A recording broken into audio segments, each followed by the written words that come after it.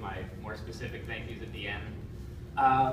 Like Kenny said, my work is on the three walls sort of surrounding me. The title of my exhibition, Water to the Ocean, Sand to the Beach, is drawn from a pair of idioms that I stumbled upon.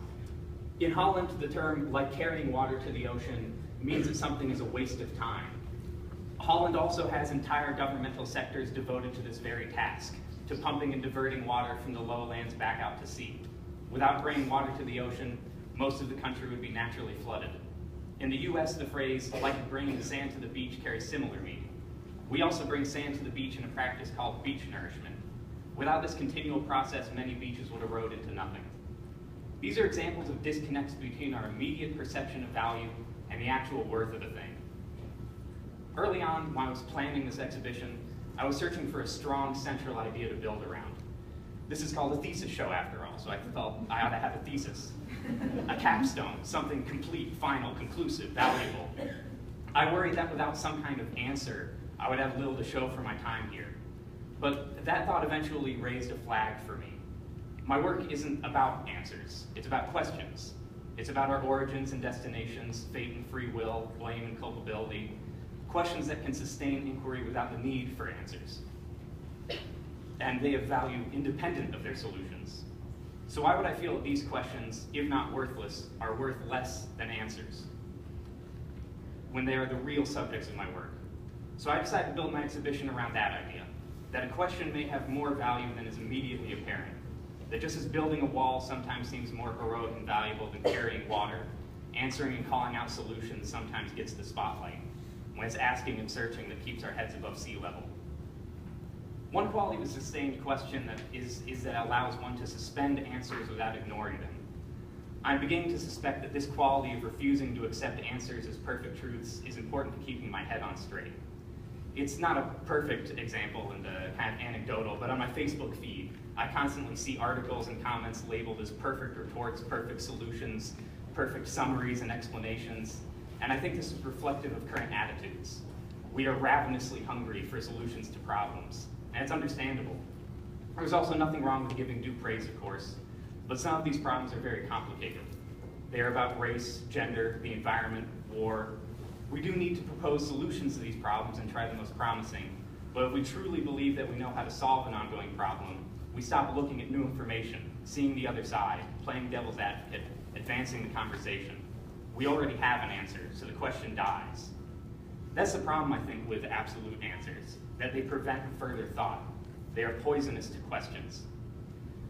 This isn't a problem if the answer is right, but solutions that held water yesterday may not tomorrow. To return to Holland's flooding problem, they've tried at times to reduce the amount of pumping and focus on levees and dams, but pressure behind them only made their eventual failure that much more devastating. Perhaps carrying water seems a chore, but it keeps us in constant contact with the ocean. We are reminded of its ceaseless strength. Constant questioning means we can't forget the problem. So then, more specifically for my work, what is the value of a question when it doesn't even have a possible answer, if it's not quantifiable?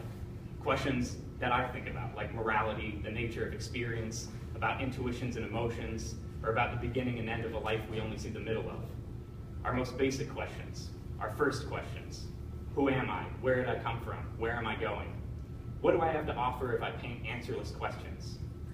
To me, the images in this exhibition are many things, but partly they are reminders of another ocean, an internal ocean, of the mind and of the soul, full of these questions that are what it means to be human. Leaving these questions unattended won't kill us all like war, but they can leave us drowning. In Plato's Apology, Socrates claims that an unexamined life is not worth living. I think that what he meant is that an unexamined, unreflective life, a life that doesn't question the nature of its own existence, does not partake fully of the human experience. Without knowing what it does not know, it cannot know itself and cannot know others. It lives with its back to the ocean. It is perhaps more efficient, more useful, more direct, but devoid of empathy, of sympathy, and of understanding, and of thought. Questions, though sometimes seemingly foolish, represent essential vessels to carry water and sand ceaselessly to stay afloat.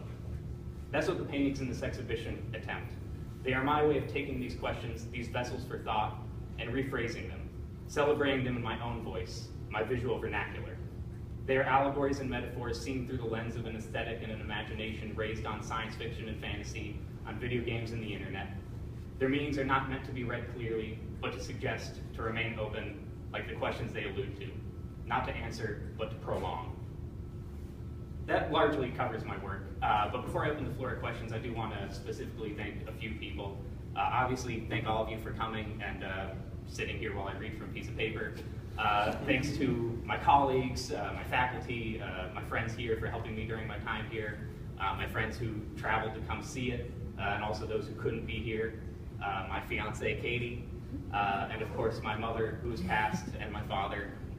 There has not been, and likely never will be, a day when I don't think of you and what you both have done for me and taught me. Thank you.